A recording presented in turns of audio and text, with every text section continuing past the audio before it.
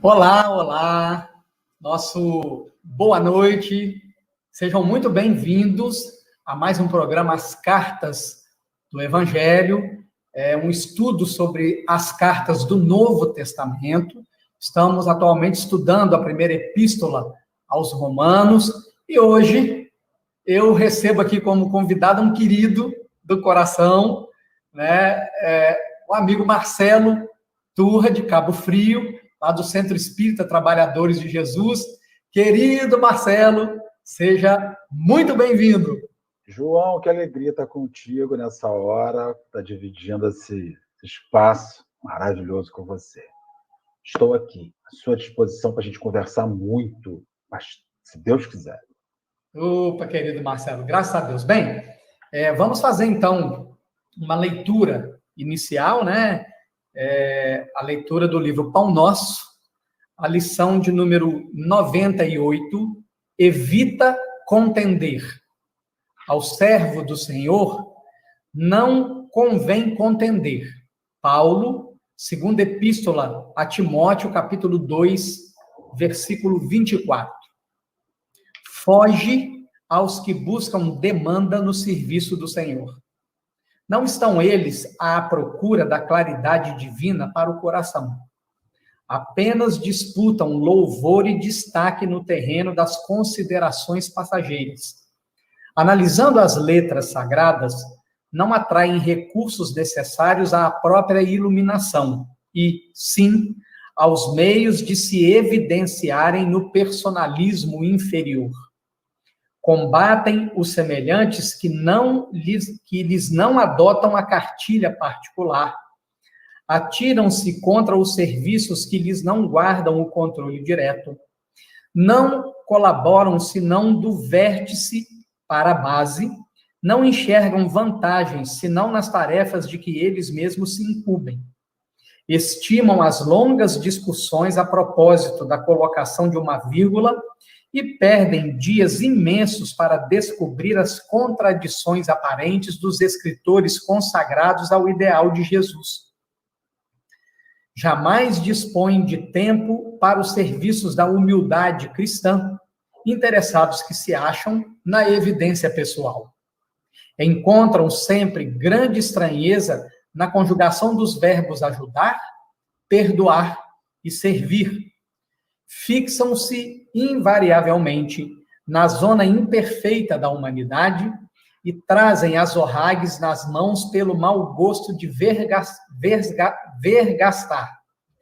Contendem acerca de todas as particularidades da edificação evangélica e, quando surgem perspectivas de acordo construtivo, criam novos motivos de perturbação. Os que se incorporam ao Evangelho Salvador por espírito de contenda são dos maiores e dos mais sutis adversários do reino de Deus. É indispensável a vigilância do aprendiz, a fim de que se não perca no desvario das palavras contundentes e inúteis. Não estamos convocados a querelar, e sim a servir e a aprender com o Mestre. Nem fomos chamados à entronização do eu, mas sim a cumprir os desígnios superiores na construção do reino divino em nós. Parece até que o texto foi escolhido a dedo e não foi por mim. Garanto a vocês. Oremos. Amigo Jesus, sob o perfume desse texto maravilhoso de Emmanuel, que nos convida ao despir das aparências e a entregar o nosso coração à transformação e ao efeito moralizador do Evangelho. Que nesta noite de hoje, Jesus, dispamo-nos de preconceitos, de visões míopes, para entender o novo mandamento que Jesus nos deixou, que nos amemos uns aos outros como Ele nos amou, como Tu nos amou. Nos inspire, Jesus, nos ampare, nos fortaleça hoje e sempre, que assim seja, graças a Deus. Muito bem, meus amigos e amigas, hoje nós vamos, então, retornar ao trecho anterior do Evangelho, né, da Epístola aos Romanos, né, porque julgamos que nós exploramos pouco um trecho tão rico de possibilidades, né?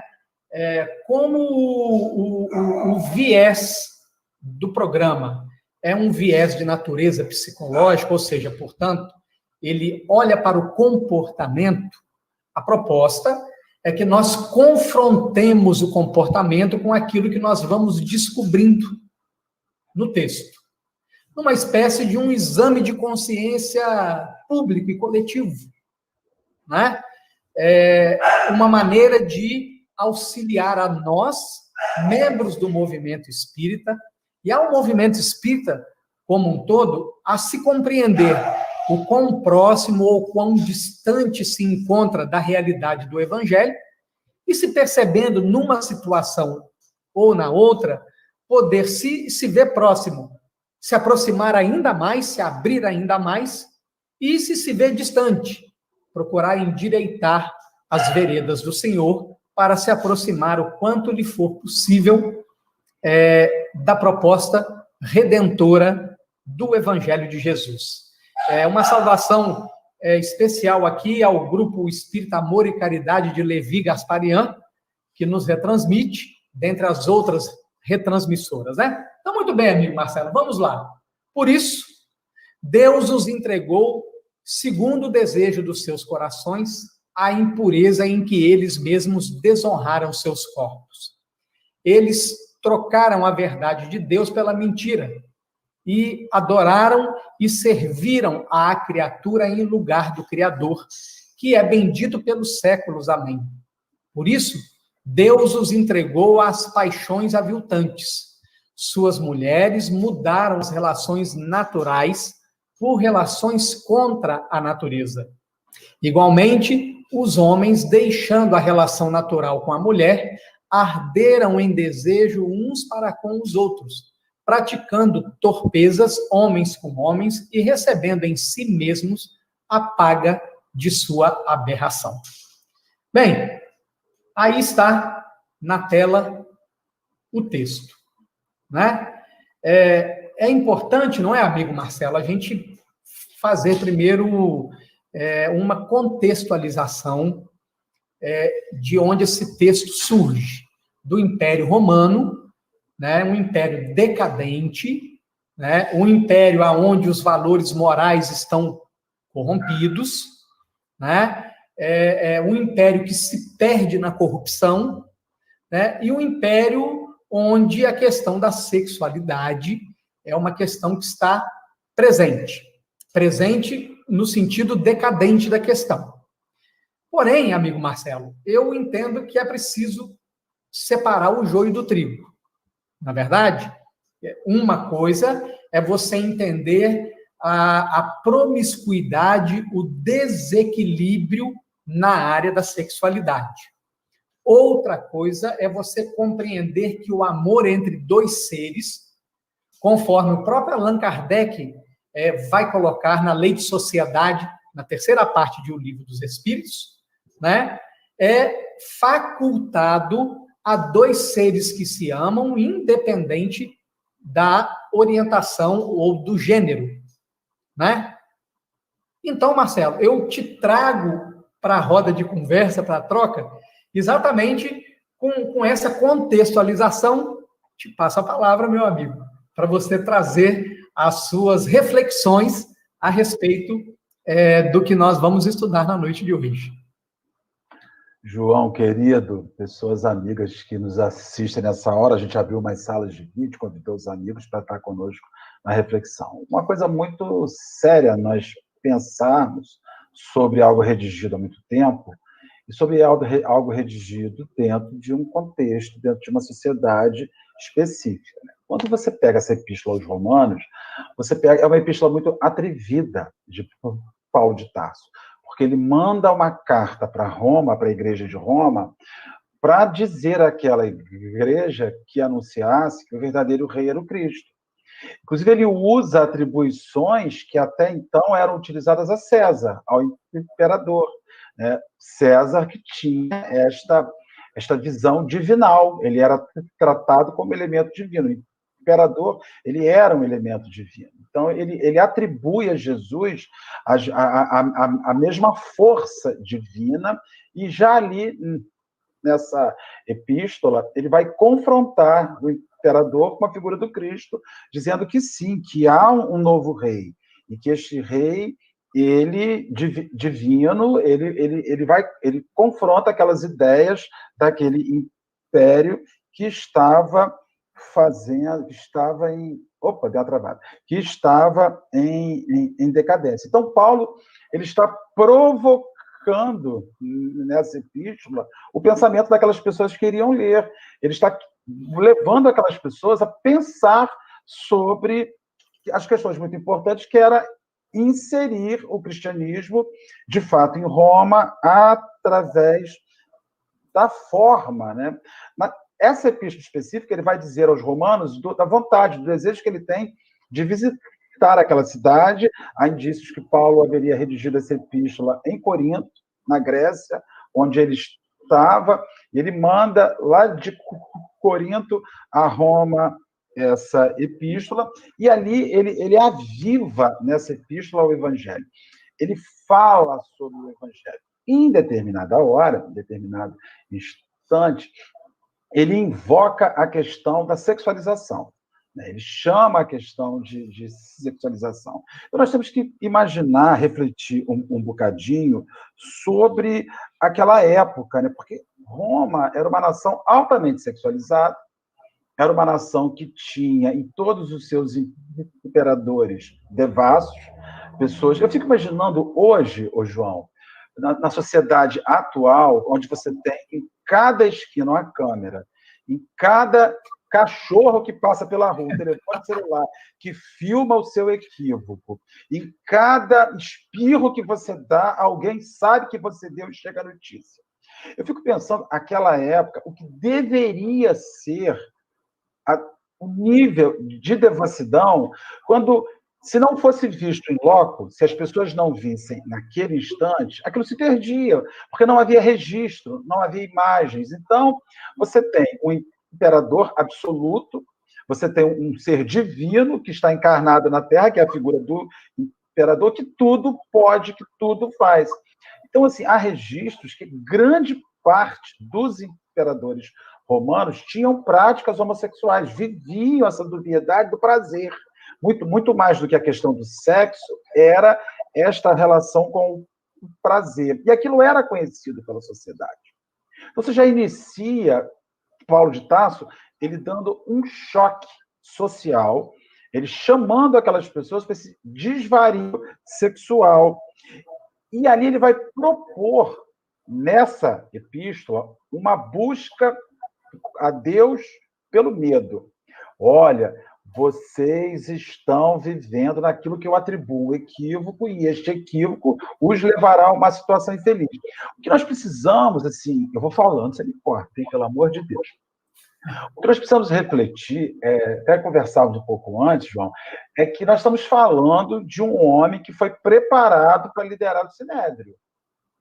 E que, no meio do caminho, para esse encontro com o Sinédrio, o apóstolo Saulo de Tarso, que foi preparado para ser, ele era o cara da época, preparado para assumir aquilo. Quando ele tem o encontro... Marcelo, oi.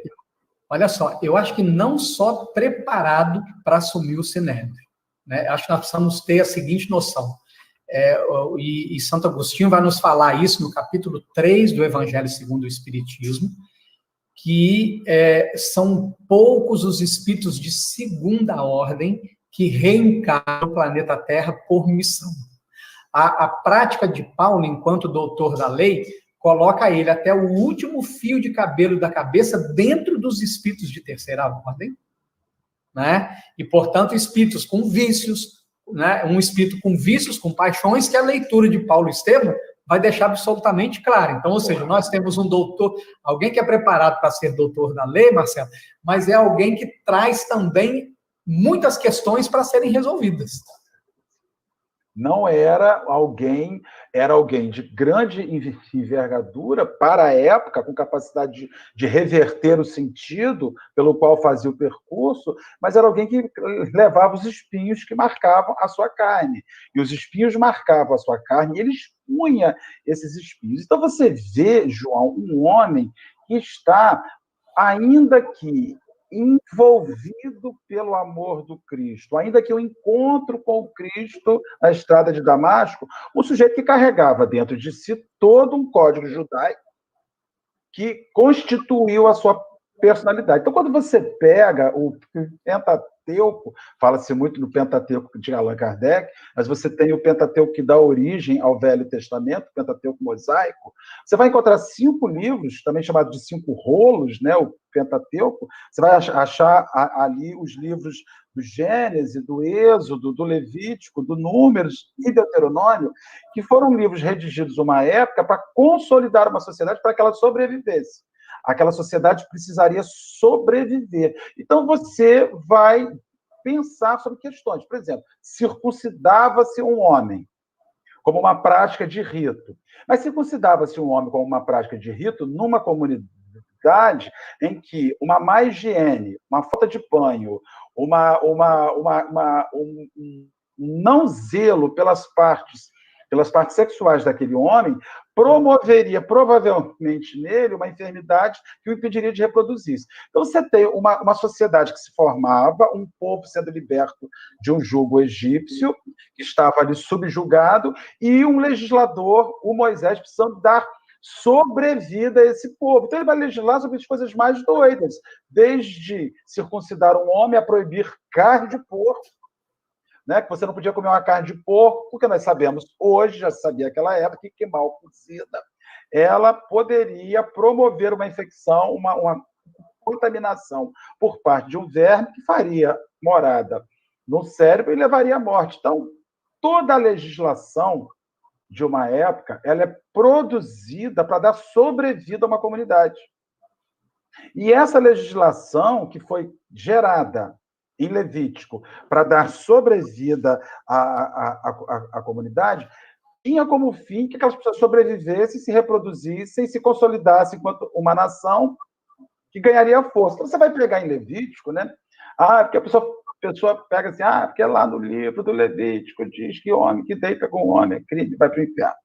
Mas também, no livro do Levítico, no capítulo 19, versículo 16, diz o seguinte: não espalhem calúnias no meio do povo, nem se levantem contra a vida do seu próximo. Ou seja, fofoca é pecado. Meu amigo, não ficaria um vivo nesse mundo. Vai morrer todo mundo, porque fofoca é pecado. Levítico, capítulo 11, versículo no 12. Tudo que tem barbatanas ou escamas nas águas será para vós a abominação. Então, se tem escama e barbatana, não come, abomina. E aí, está todo mundo no inferno hoje, porque além de falar mal da vida dos outros, a gente come o que tem escama, come o que tem barbatana, come o que a gente encontra. E você vai achar ali também, aos casados, dou esta carga. A mulher não se separe do marido e que o marido não deve se divorciar da esposa. Coríntios, Levíticos, capítulo 7, versículo 10 a 11. Então, você vai ver que havia toda uma legislação de sobrevivência. Essa sociedade tem de sobreviver. Se ela se separar, se ela adoecer, e se ela começar a se relacionar com pessoas com quem ela não se reproduza, com que ela não se mantenha, nós achamos que isso poderá ser um risco social. Porque eu acho muito interessante, João, quando a gente proíbe algo, parte do princípio que aquilo existe. Por que eu proíbo algo que existe? Fala-se sobre as abominações da homossexualidade, como se fala sobre as abominações da mediunidade. Moisés proibia a mediunidade. Como é que se proíbe o que existe? Como é que você veta? E você nega. Então você vê um livro, um corpo, um Pentateuco que dá origem ao judaísmo e que consolida o apóstolo Paulo, que aí a gente entra numa outra questão. Ainda que as cartas, ainda que as epístolas sejam obras mediúnicas, enviadas pelo plano espiritual, a primeira epístola aos Coríntios, quando ele fala sobre o amor, é o poema mais lindo que nós vamos encontrar, extremamente superior. Mas nós não podemos negar, enquanto espíritas, que em toda esta atitude mediúnica que o apóstolo Paulo teve com as cartas, há incrustação anímica. E dentro dessas incrustações anímicas, dentro dessa participação anímica, há a força de um livro pelo qual ele guiou a sua vida na prática absurda e obtusa de se viver segundo aquilo. Então, a gente percebe nitidamente desta preocupação do apóstolo em manter acesa nesta fala, porque nós vamos achar ainda em Levítico, com homem não te deitarás, como se fosse mulher, é abominação. Não te deitarás com animal, zoofilia, para te contaminares com ele. Nem a mulher se porá perante um animal para juntar-se com ele. É confusão. É doença. Pode falar. Marcelo, enquanto eu vou ouvindo você falar, e você vai focando muito nessa questão de uma legislação construída para, de alguma forma, salvaguardar a existência, né, do indivíduo, da longevidade à existência do indivíduo, com leis de natureza sanitária muito claras, como, por exemplo, a questão de se comer carne de porco, as primeiras manchas brancas de pele, o indivíduo deve se retirar, ficar 7 dias à distância para se observar, depois ele se apresenta ao sacerdote para ver se ele está limpo ou não está. Para mim, acaba ressaltando, e aí eu vou colocar o texto na tela de novo aí para nós. Opa, peraí. Deixa eu mudar aqui, pronto. Vou colocar o texto na tela de novo aí para nós, que ressalta aqui duas coisas bastante distintas. Né? Uma é que a promiscuidade, né, o que você chamou de devassidão, e que aqui no texto está muito abordado na questão de mulher com mulher e homem com homem, né, em verdade precisa enfiar nessa panela aí os de orientação heterossexual, né, que muitas vezes são muito mais devassos, são muito mais promíscuos. Então, ou seja, o foco, na verdade, estaria na promiscuidade e não nas uniões estáveis, como nós as vemos nos dias atuais, não apenas entre homem e mulher, mas entre 2 mulheres e entre 2 homens, o que na nossa sociedade atualmente está perfeitamente legitimado. Né? O que continua sem legitimidade, basta se ver a quantidade de divórcios, de separações, né? As traições, a promiscuidade, a vida leviana que se leva. Então, para mim, né, na medida que você vai falando, ressalta-se essas 2 coisas. E aí, Marcelo, ressaltando essas 2 coisas, eu sou obrigado a te fazer um questionamento. Né? O movimento espírita, Marcelo, em relação a isso, é ainda um movimento espírita preconceituoso, arraigado ainda naquela questão de que o normal é a maioria, e sabe-se lá quem foi que estabeleceu isso como regra, né? E que ainda, e aí eu até amplio a questão, Marcelo, eu não mantenho o foco apenas na questão da sexualidade, eu amplio. E que as minorias, de uma forma geral, ainda são mal vistas pelo movimento espírita? João, Coisa interessante, porque a gente fala muito sobre inclusão, né? A parte inclusiva, né? Vamos incluir as pessoas. Mas você vai incluir as pessoas para corrigi-las ou para aceitá-las como elas são? Talvez que essa é a primeira pergunta, né? Eu vou te corrigir, vou te alinhar ou vou te incluir como você é? Me permita, antes de falar sobre isso, voltar a uma questão muito interessante. Porque você vivia numa... eu estou retomando aqui, só antes de voltar nisso, a questão sobre homem e mulher.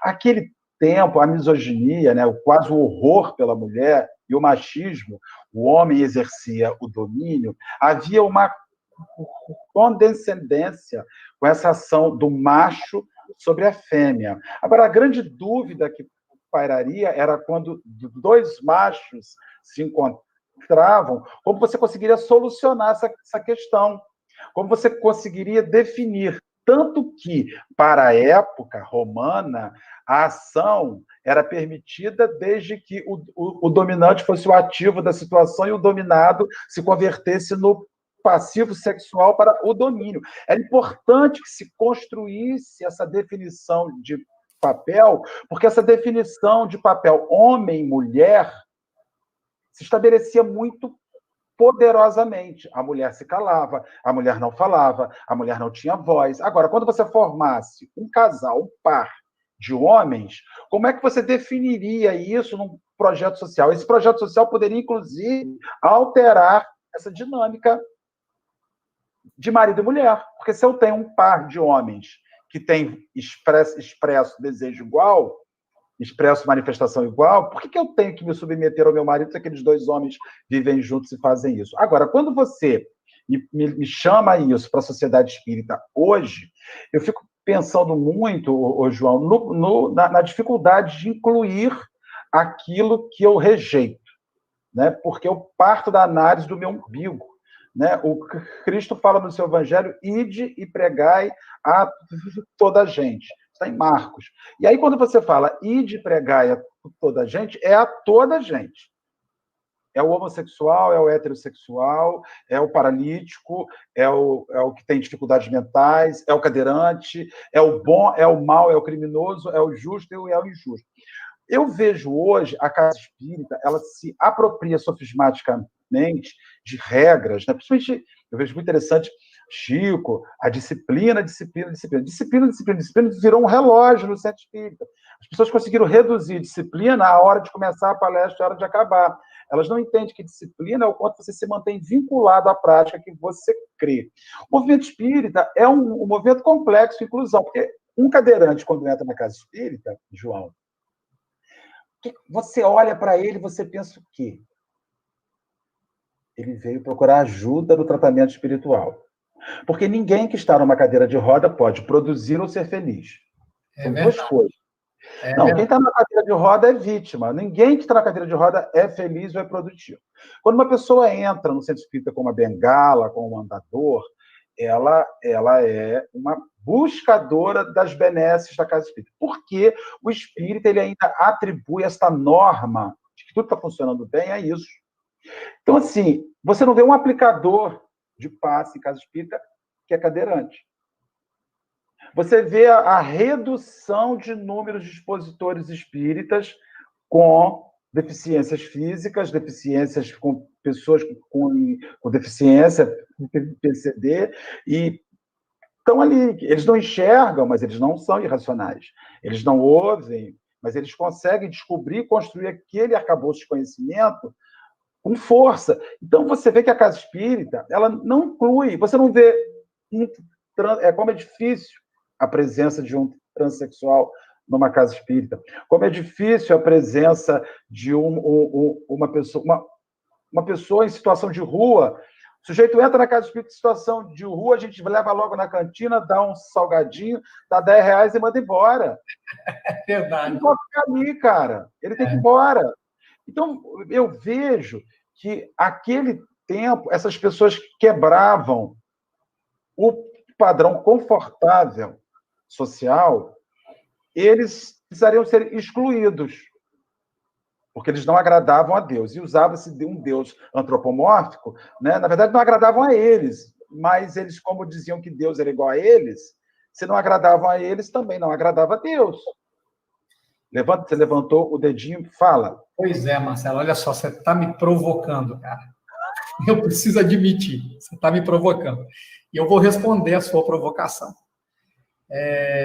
E vou responder aqui em duas direções. A primeira direção, Marcelo, é que é o seguinte, né? Quando você faz esses apontamentos de que a gente olha e julga pelo que nós estamos olhando, não está aí, Marcelo, a expressão do orgulho daquele que já se colocou, pelo simples fato de ser um trabalhador da casa espírita. Ele já se colocou num patamar de superioridade, esquecendo-se de que todos os espíritos reencarnados no mundo de expiação e prova são doentes e que precisam do remédio do evangelho para se curar? Esse é o primeiro apontamento. O segundo apontamento, Marcelo, vai exatamente nessa questão da inclusão, que foi o início da sua fala. Por exemplo, nós temos aqui no SEMA, no Centro Espírita Miguel Arcanjo, um passista que é hemiplégico. Você está entendendo? E as pessoas, Marcelo, confundem a condição dele de hemiplégico como se aquilo fosse doença.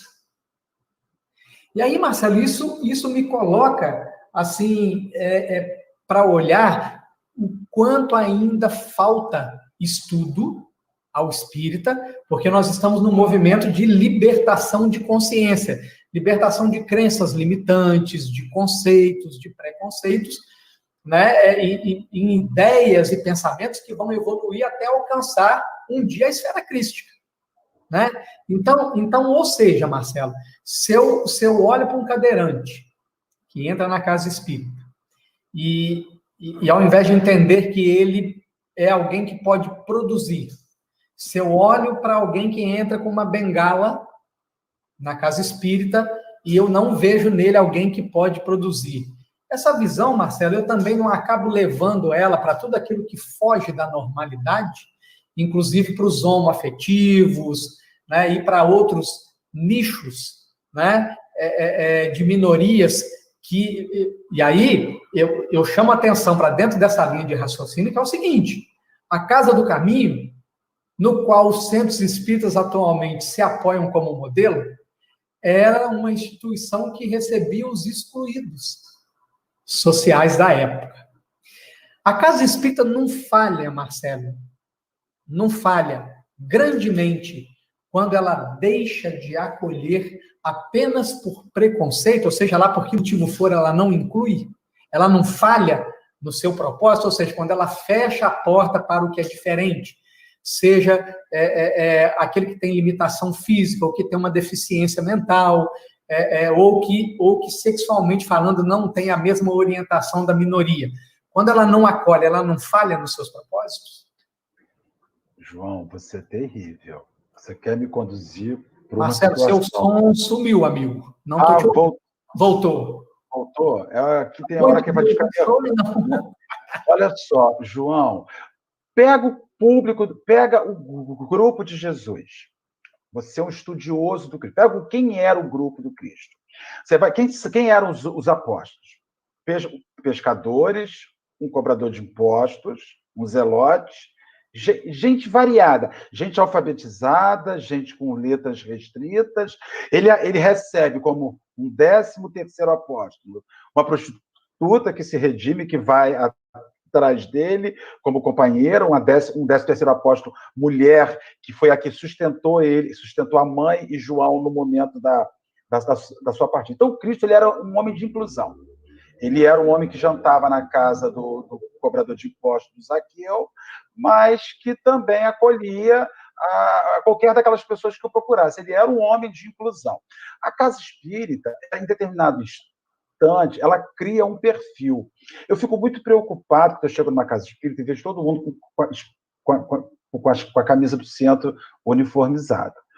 Ou com identificação, com crachá. Eu tenho a impressão que aquelas pessoas estão construindo uma identidade paralela entre eles e os outros. Eu fico visualizando muito assim, o que a pessoa pensa quando ela cria uma identificação, quando ela quebra essa questão. Então, o que eu vejo na casa espírita hoje? A instituição espírita, ela criou um formato, ela absorveu muito do catolicismo, a gente tem casas espíritas, a gente gosta de ter um centro grande, a gente gosta de ter uma missa para 300 pessoas, a gente gosta de entronizar um sacerdote, a gente precisa de entronizar um sacerdote para que aquela voz se sobreponha à voz da mensagem. Então, o que eu vejo? A gente até conversamos recentemente, você e eu, no outro momento, sobre essa questão, com a companheira lá de Guarapari. Então, quando chegam pessoas que não se alinham, quando você chega com o seu cabelo roxo no centro, você é cortado pelo seu cabelo roxo. Então, quando você chega com a sua sexualidade, aquilo se transforma no seu cartão de visitas. As pessoas, elas não estão interessadas em pessoas. Elas estão interessadas numa aparência, estão interessadas no enriquecimento por parte de títulos. Todos os médicos de tombos frequentam a nossa casa. A nossa casa é uma casa muito bem frequentada. E quando você se lembra da Casa do Caminho, que você citou anteriormente, você fala de uma instituição que foi aberta para a miséria, para a doença, para o necessitado. Agora, João, deixa eu fazer uma pergunta. As fundações da Casa do Caminho inicial, lá Pedro, Paulo, Maria de Nazaré, aquele grupinho, aquele pessoalzinho lá, a Mãe do Cristo, fundaram a Casa do Caminho. Onde estão as Casas do Caminho? Elas acabaram.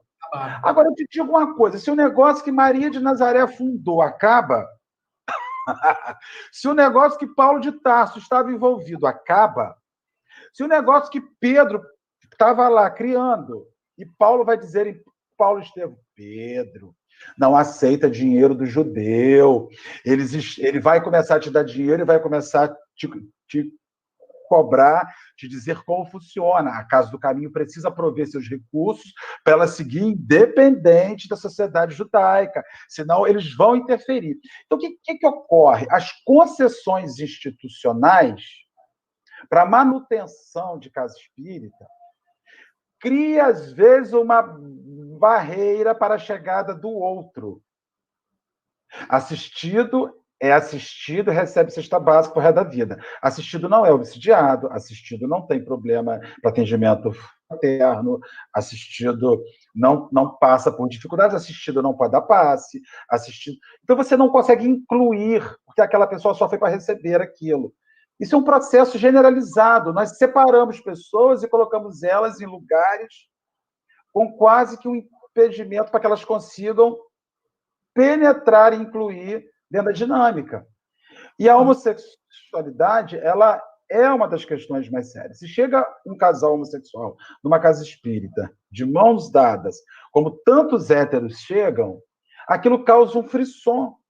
Aquilo se transforma numa questão de desrespeito. Mas desrespeito por quê? Porque eles demonstram afetividade naquele lugar, simplesmente por mãos dadas, mas, presta atenção, vou te dizer uma frase, só para você assumir a palavra. Vão dizer assim, mas isso aqui não é lugar disso. E aí, Marcelo, eu vou assumir a palavra dizendo o seguinte, eu vou colocar primeiro aqui uma fala das ciências psicológicas que hoje não se tem mais nenhuma dúvida a respeito. Tudo que me incomoda no outro existe em mim. E aí, Marcelo, veja bem, uma coisa que me preocupa, né? Veja bem, quando Jesus faz o acolhimento à mulher flagrada no adultério, né? Você vê a sociedade patriarcal, machista, que o adúltero que adulterou com ela não faz parte da história nem do contexto. Certo? Então, veja bem. Se nós olharmos para esse texto de Paulo, sem retirar dele o espírito da letra, ou seja, Paulo, na verdade, não está falando aí das uniões afetivas, amorosas, embasadas na confiança, na lealdade, na fidelidade. E aí nós não podemos restringir isso àquilo que é diferente. Nós precisamos incluir todos os seres humanos. Né? Ou seja, Jesus, na figura da mulher adúltera, ele está acolhendo e incluindo todos aqueles que caem, que se equivocam, que erram, independente de qualquer situação ou circunstância. E vou fazer um link dessa fala, Marcelo, com uma outra passagem que está lá no Paulo Estevão, para te devolver a palavra, quando tem lá um diálogo entre Pedro e Paulo, e Pedro está falando para Paulo assim, no momento mais agudo das perseguições, aqui em Jerusalém, eu pensei primeiro em desistir. Pedro, hein? Eu primeiro pensei em desistir. Depois, eu pensei em me mudar e assumir a direção de uma outra igreja, numa outra região, onde a perseguição não estivesse tão acirrada quanto aqui. Mas, numa noite tão bonita quanto essa que nós conversamos, quando eu já tinha, tarde da noite, encerrado as minhas atividades, eu ouço a porta se abrir, ouço passos. Quando eu me viro, é o Senhor. E ele passa por mim e diz assim, Pedro, cuida dos filhos do Calvário. E desaparece. No momento seguinte, eu comecei a me recordar das viúvas, dos órfãos, dos velhos, dos doentes. Então, meu ânimo se renovou e eu não me preocupei mais com as perseguições. Então, ou seja, Marcelo, se Jesus, no atendimento fraterno à mulher adúltera, ele faz também um atendimento fraterno aos adúlteros, né? Faculta a eles a possibilidade da renovação das ideias e dos ideais. Se a Casa do Caminho, dentro dessa métrica do atendimento fraterno, acolhe a todos, que direito o centro espírita tem de excluir a quem quer que seja?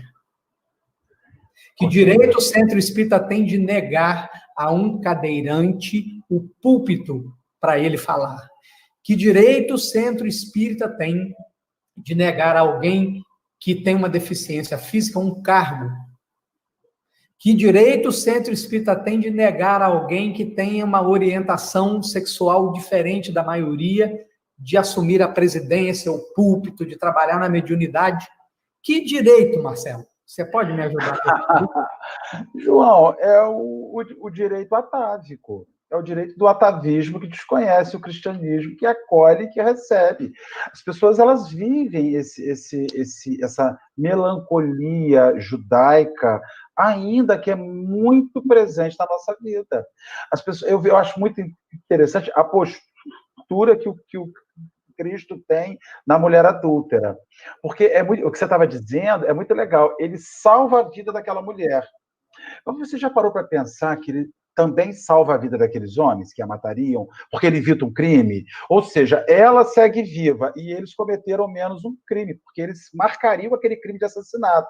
Entretanto, a Amélia Rodrigues, quando fala desse texto, ela tem um texto muito bonito sobre a praça pública, ela vai dizer o seguinte, que tempos depois, na mesma noite, a mulher busca o Cristo, e o Cristo a escuta, ela fala da fragilização do seu casamento, que ela foi abandonada, que ela foi rodeada por um lobo, e que ela, como ovelha, cedeu. O Cristo conversa com ela, vai dizer o seguinte, é preciso que você vá, porque aqui eles nunca mais vão te esquecer. Essa marca que existe, essa incapacidade que o espírita tem de esquecer qualquer tipo de marca social que alguém leve, que ele discorda. E aí, a todo instante, você vê a bondade, mas fala assim, ele é tão bom, mas é gay. Gente, não podia ser só bom e não ser gay? Ele é tão bom, mas como é que você vai dar uma pessoa... Porque até as casas espíritas são construídas sem refletir que ele vai frequentá-las. Você faz um sobrado, coloca um salão de reunião, às vezes, em cima, no segundo andar, e não dá acessibilidade para o cadeirante assistir uma palestra. E nem providencia uma televisão para retransmitir embaixo aquele que não pode subir. Então, a casa espírita, ela é feita para a funcionalidade daqueles que estão incluídos. Ela não pensa em abraçar, assim como o Cristo abraçou a prostituta, como abraçou a mulher adulta, e nós não estamos falando que a homossexualidade represente qualquer tipo de desequilíbrio, mas nós estamos dizendo que qualquer tipo de desequilíbrio sexual precisa ser abraçado e acolhido, porque representa uma chaga que a pessoa leva e um sinalizador obsessivo pelo qual ela passa. Então, assim, a gente precisa começar a desmontar essa questão, né? Você tem héteros de aparência que vivem o destrambelhamento sexual, a coisa mais comum. Às vezes eu escuto pessoas dizerem assim, bom era na década de 50, que as pessoas andavam vestidas, que as pessoas não se mostravam e se exibiam. Gente, na década de 50, o que era mais comum era um chefe de família ter 3 filhos dentro de casa e 5 fora do casamento. Era a coisa mais comum da sociedade, era você ter a sua família dentro de casa e 5 filhos parados fora do casamento. Porque isso era uma prática machista, exibicionista, você exibia uma família perfeita e vivia os seus destrambelhamentos externos. A homossexualidade também. As pessoas elas eram obrigadas a entrar dentro de um armário, casar, constituir família e viver suas vidas duplas. Em profundo sofrimento. Aí sim, desencadeando uma marca equivocada, porque vivia sob a marca da traição. Uma traição. Então, hoje, é muito mais fácil você acolher e dizer para o outro que está sendo apontado socialmente, inclusive dentro da casa espírita, olha, viva a sua vida, seja feliz, seja honesto, seja honrado, com quem quer que você viva. Produza o seu melhor. Porque Jesus, se Jesus ama os pecadores que se equivocam, por que não vai amar 2 pessoas que se amam e que trocam laços? Fala, João. E eu vou dar aqui, Marcelo, um depoimento de trabalho de mesa mediúnica. Olha que coisa linda, Marcelo. Isso foi uma das vivências mais emocionantes que eu já tive na mesa mediúnica. O espírito chega muito tímido, com muito medo, com muita vergonha, e ele começa a dar o depoimento da própria vida. Era uma menina que nasceu no corpo de um menino. Numa família militar. E na medida em que ele foi crescendo, ele foi se dando conta que os presentes que ele ganhava, ele não gostava. Ele gostava dos presentes que a irmã ganhava. Quando ele se tornou adolescente, ele não gostava das meninas que eram apresentadas a ele. Ele gostava do namorado da irmã, que também gostou dele. Quando os pais perceberam que o jeito dele era diferente, botaram numa escola militar, onde ele sofre uma humilhação pública de ser deixado nu, amarrado a noite inteira no poste central de hasteamento da bandeira, né? E aquilo leva a uma depressão tão profunda que ele desencarna.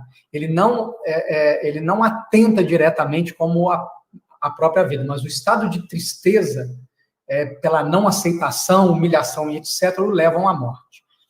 E aí ele chega nessa situação. E aí, Marcelo, vem o quadro para mostrar para a gente o que é acolhimento, o que é inclusão. Né?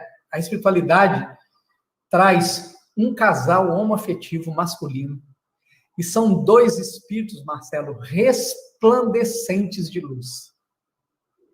E aí é mostrado a ele, durante o diálogo, fala, olha aquele casal ali. E aí o espírito olha e fala, mas eles são 2 homens. Sim, são 2 homens. Mas eles se amam. Isso é o espírito falando, sim, eles se amam. Ué, e aqui 2 homens se amar não tem nenhum problema? Não. O problema é não ter amor. É não sentir amor. Né?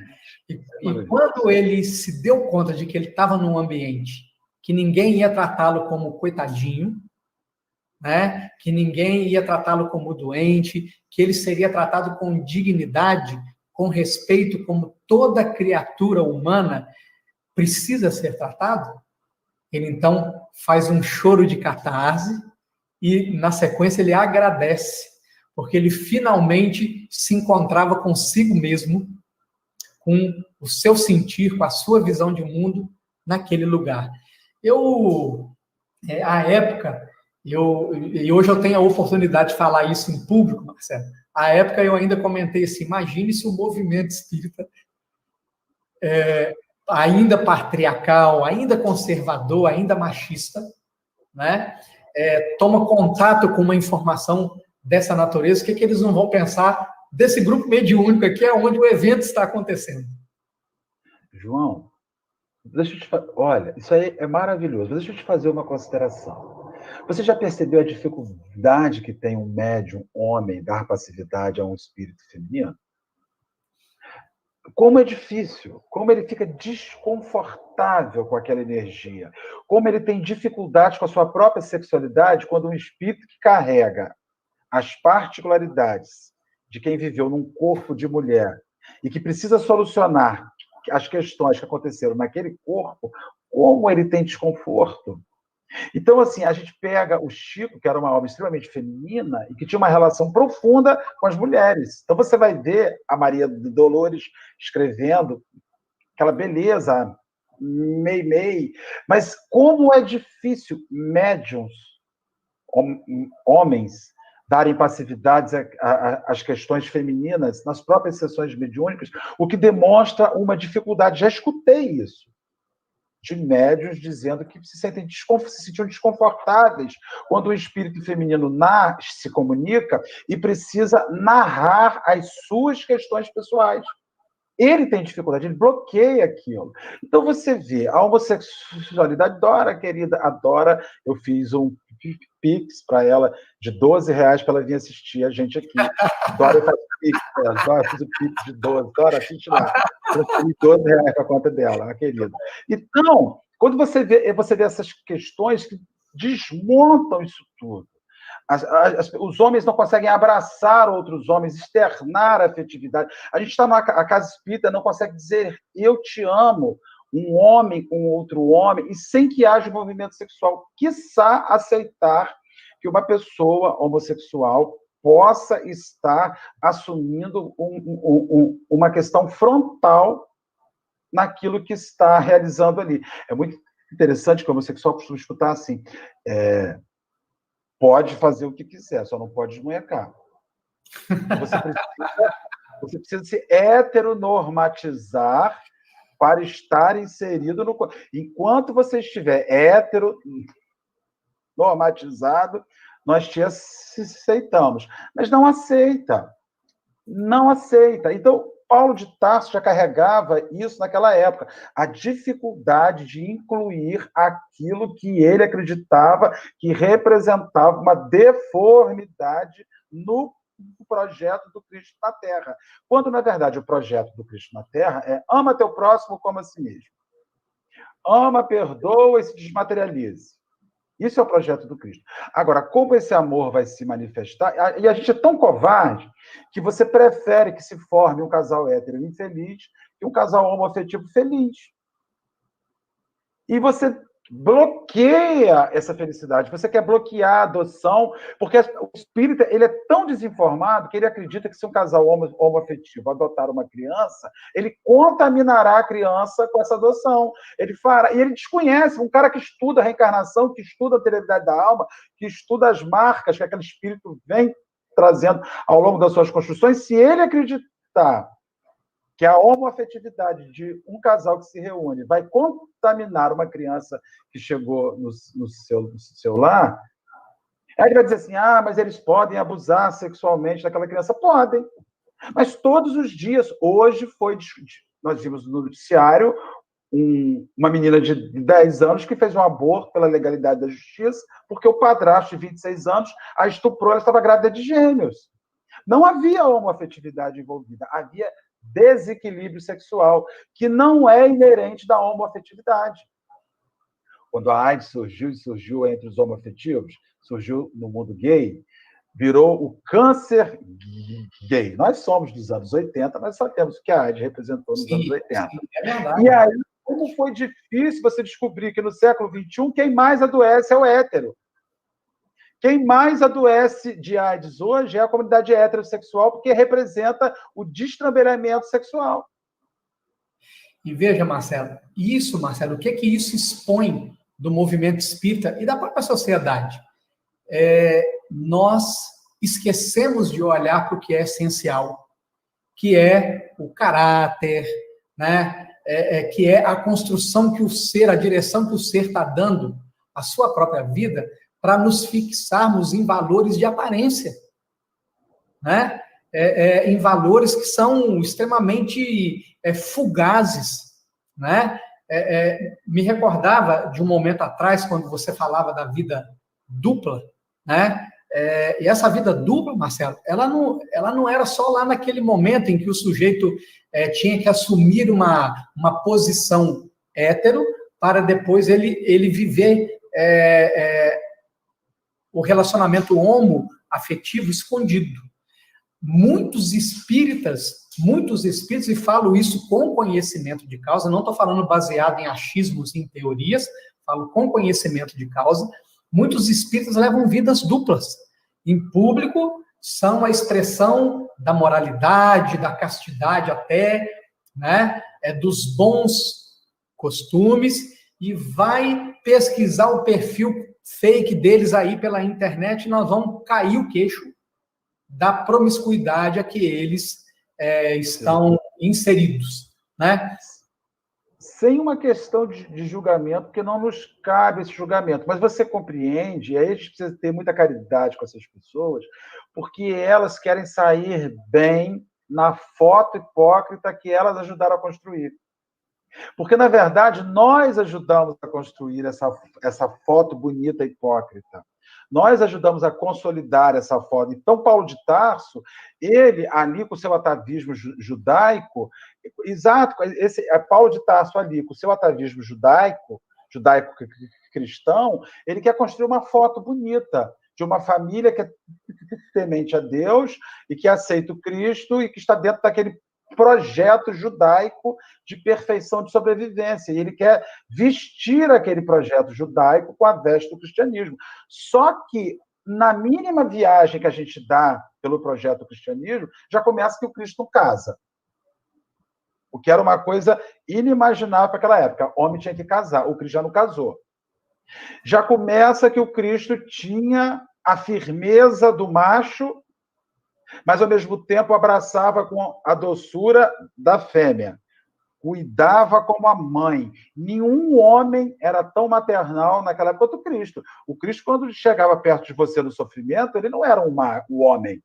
Ele era uma maternidade embutida. Então, o Cristo, ele oscilava entre as energias masculina e feminina, daquele espírito perfeito, de primeira categoria, que conseguia entender a hora em que ele teria que intervir com o vigor do masculino, mas sem perder a doce, sem deixar de ser o doce feminino.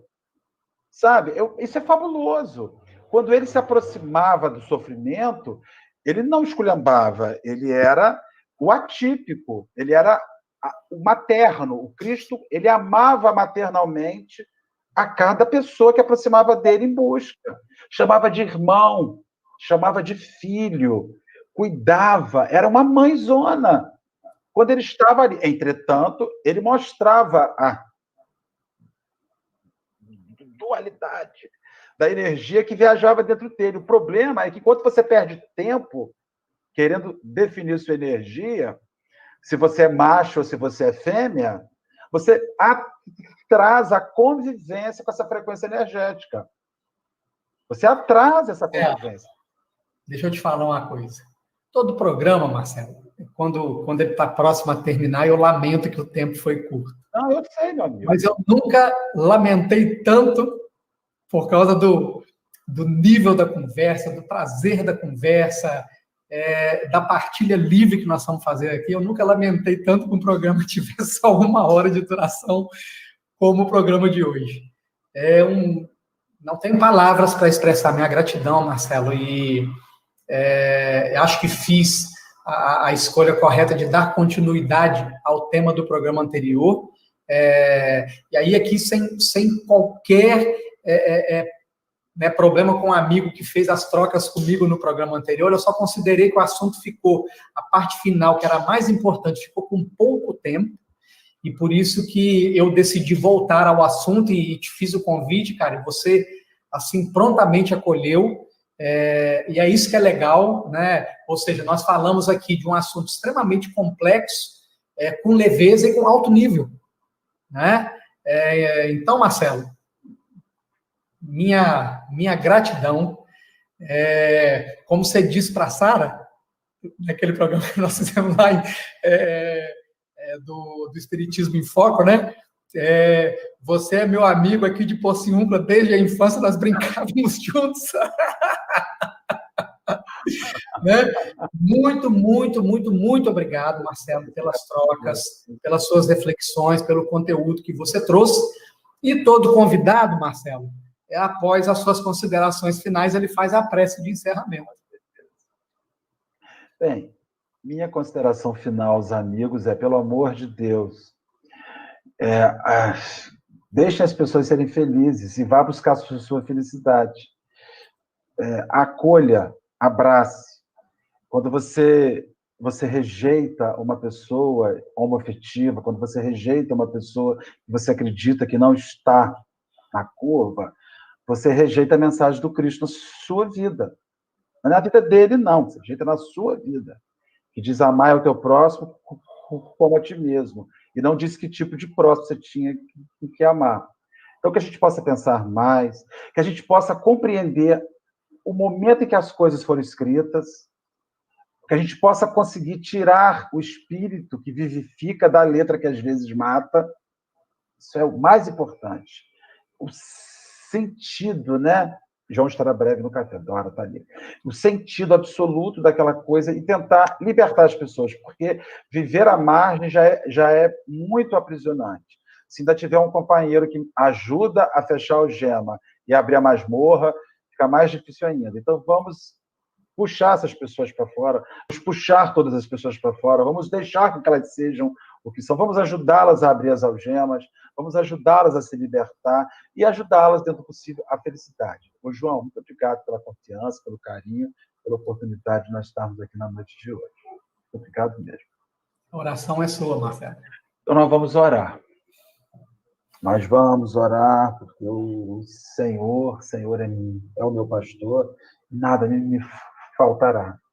Senhor, por tantas vezes na minha vida eu tive medo de tudo. Medo do que eu sou, medo do que eu fui, e principalmente, Senhor, medo do que eu seja atualmente, do que eu tenha sido, interfira, e certamente há de interferir no futuro que eu aspiro. Hoje aqui reunido com os nossos amigos encarnados e desencarnados, conversando acerca da mensagem de Paulo de Tarso, que foi enviada pelo mundo espiritual, e nele este médium, que teve, Senhor, certamente suas incrustações anímicas, mas que de forma nenhuma elas desmerecem a mensagem, ainda que algumas vezes gere sofrimento na parte diretamente atingida. Nós queremos, sem tirar qualquer mérito do apóstolo, ressaltar sempre que no Cristo está a fonte, sempre que surgir a dúvida. Amai-vos uns aos outros como eu vos amei. Surgiu a dúvida, Senhor, que nós possamos voltar em Ti e dissiparemos toda a dúvida, porque não haverá questionamentos enquanto nos ligarmos à Sua palavra, a única plena. A única plena. As demais, Senhor, as demais temos que refletir. Que o Senhor nos guarde, nos abençoe, abençoe os companheiros que estão conosco, o João, que vem firmemente realizando esses encontros, essas quintas-feiras, que eles possam frutificar muito e muito. Graças a Deus. Graças a Deus. Para encerrar, Marcelo, eu queria dizer 3 coisas. Primeiro, convidar os amigos a estarem conosco novamente na próxima quinta-feira, às 20 horas. Vamos dar prosseguimento aí aos estudos, né, sobre a Carta do Evangelho. Segundo, que o companheiro da semana que vem é o José Lopes, aí de Cabo Frio. O Lopes. O Lopes vai estar conosco aqui. Né, pedir que possam compartilhar o link, convidar outras pessoas a conhecerem o trabalho. E terceiro e mais importante, dizer que o programa de hoje foi dedicado a todas as minorias que ainda não são incluídas pelo movimento espírita. Forte abraço a todos, Marcelo. Beijo no seu coração. Fiquem com Deus. E até a próxima, se Deus quiser. Até a próxima.